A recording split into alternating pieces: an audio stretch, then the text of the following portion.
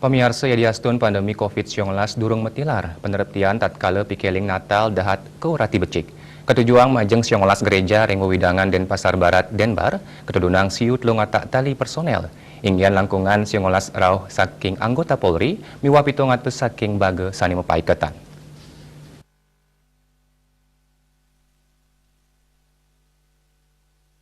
Kapolsek Denbar Kompol Imadi Hendra Agustina, dekatan Dani pole laporan wenten 19 gereja Rengo Widangan Dani, seni pacang ngelaksana yang pangubaktian. Rau mangkin pidap-dap penerptian seni pacang kesiagayang inggi punike Polresta Denpasar, sarang Polsek Denbar untuk langkungan 100 diri personel, raris kewantu Polda Bali, siki kompi utawi 100 personel, telerau saking baga seni mepaiketan rumasuk pengurus gereja untuk 700 diri.